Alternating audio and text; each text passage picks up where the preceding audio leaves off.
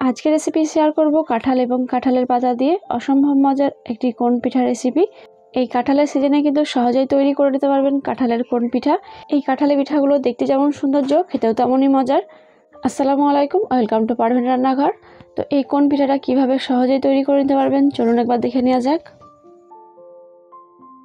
কাঁঠালের কোন পিঠা তৈরি করে নেওয়ার জন্য অবশ্যই কিন্তু আমাদের কাঁঠাল নিতে হবে। তো এই কাঁঠাল থেকে কিছু কোয়া আমি ছাড়িয়ে নিব। কাঁঠালের পিঠা তৈরি করে নেওয়ার জন্য অবশ্যই এরকম টাইপের কাঁঠালগুলো ব্যবহার করার চেষ্টা করবেন। এতে করে কি হবে, ব্লেন্ডারের জায়গায় যখন দিবেন এগুলো খুব সুন্দরভাবে ব্লেন্ড করে নেওয়া যাবে। আর শক্ত ভাব থাকলে পরে ব্লেন্ড করে নিতে একটু প্রবলেম হয় আর খুব একটা ভালো হয় না পেস্ট। এখন আমাদের কাঁঠালের পাল্প রেডি করে নিতে হবে। এর জন্য আমাদের প্রথমে কাঁঠালের বীজটা বের করে নিতে হবে, এরপর ব্লেন্ডারের জায়গায় দিয়ে ব্লেন্ড করে নিতে হবে। আর এখানে কিন্তু কোনো রকম পানি ব্যবহার করতে হয়নি। যদি আপনাদের কাছে ব্লেন্ড করে নেওয়ার সময় পানি ব্যবহার করতে হয় সেক্ষেত্রে অল্প একটু ব্যবহার করবেন, বেশি ব্যবহার করবেন না।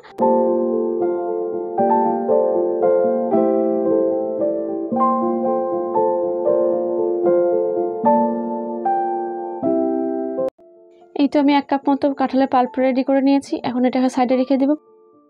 এরপর আমাদের আটাটা রেডি করে নিতে হবে। তো এখানে আমি আতপ চালের আটা ব্যবহার করেছি, তবে চাইলে কিন্তু আপনারা বাজার থেকে কেনা আটাগুলো ব্যবহার করতে পারবেন। আর তার সঙ্গে 1 কাপ আটা এবং 1 কাপ ময়দা দিয়ে ব্যবহার করতে পারবেন, তবে চালের আটা দিয়ে কিন্তু টেস্টটা আলাদা রকম হয়।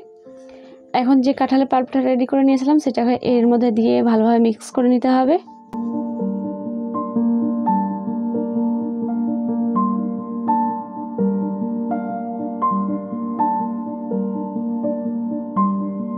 এই আটার মধ্যে সবগুলো কাঁঠালের পাল্প ব্যবহার করা হয়ে গেছে।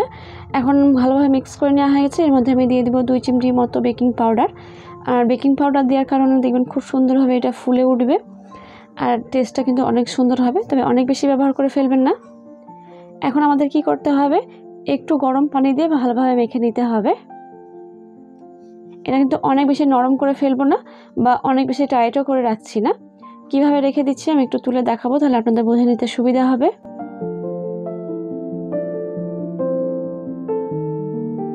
তো আটাটা কিভাবে মেখে নিয়েছি একটু আমি চামচের সাহায্যে তুলে দেখালাম, তাহলে আপনাদের বুঝতে সুবিধা হবে।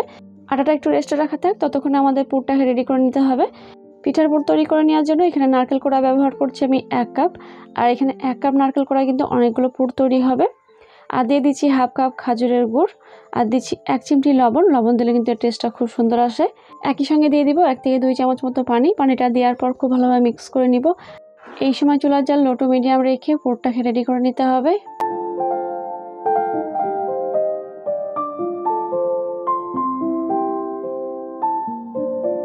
কয়েক মিনিট জাল করে নেওয়ার পর পুরটা কিন্তু খুব সুন্দরভাবে রেডি করে নেওয়া হয়ে গেছে।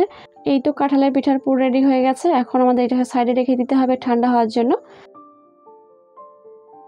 কাঁঠাল পিঠা তৈরি করে নেওয়ার জন্য আমাদের নিতে হবে কাঁঠাল পাতা। তো এখানে আমি কাঁঠাল পাতা নিয়েছি প্রায় 10 থেকে 15টা। কাঁঠাল পাতাগুলোকে খুব ভালোভাবে পরিষ্কার করে ধুয়ে নিয়েছি প্রথমে। এরপর কোণের মতো তৈরি করে নিতে হবে। তো আমি পাতাগুলোকে কিভাবে কোণ করে নিচ্ছি একটু লক্ষ্য করলেই বুঝতে পারবেন। কাঁঠালের পাতার কোণগুলো কিভাবে তৈরি করছি বলার কিছু নেই, একটু দেখে নিলেই বুঝতে পারবেন। যখন কাঁঠাল পাতাটা কোণ শেপে চলে আসবে তখন এইভাবে টুথপিক দিয়ে একটু সেট করে নিতে হবে। সবগুলো কাঁঠাল পাতা একইভাবে কোণ তৈরি করে নিব। আর কোণ তৈরি করে নেওয়ার পর যে জয়েন্ট সাইডটা থাকবে সেটাতে দিয়ে দিতে হবে টুথপিক, তাহলে হয়ে যাবে। আর এই মুখের সাইডটা যদি একটু বড় হয়ে থাকে সেক্ষেত্রে চাইলে কিন্তু একটু সমান করে নিতে পারেন কাঁচি দিয়ে। তো একইভাবে কিন্তু আমি আবারও একটা তৈরি করে দেখাচ্ছি।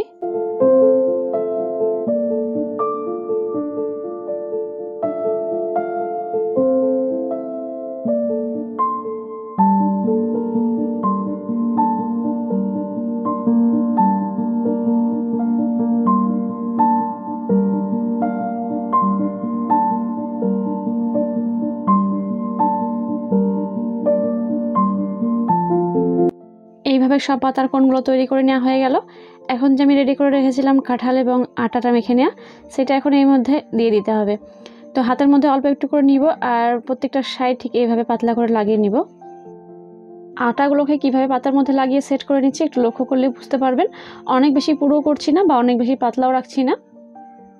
ঠিক এইভাবে দেওয়ার পর মাঝখানটা একটু ফাঁকা রাখতে হবে, যেহেতু আমরা পুর রেডি করেছি সেই পুরটা দিয়ে দিতে হবে এর মধ্যে। রেডি করে নেওয়া নারকেলের পুরটা মাছ বরাবর এভাবে পাতার মধ্যে দিয়ে দিচ্ছি।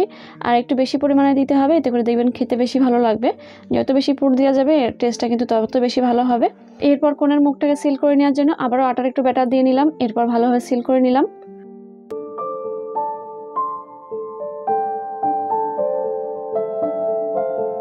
আবারও সেমভাবে কাঁঠালের কোণ পাতা নিয়েছি আর একইভাবে আটাটাকে সেট করে নিলাম। সেট করে নেওয়ার পর পুর দিয়ে নিব।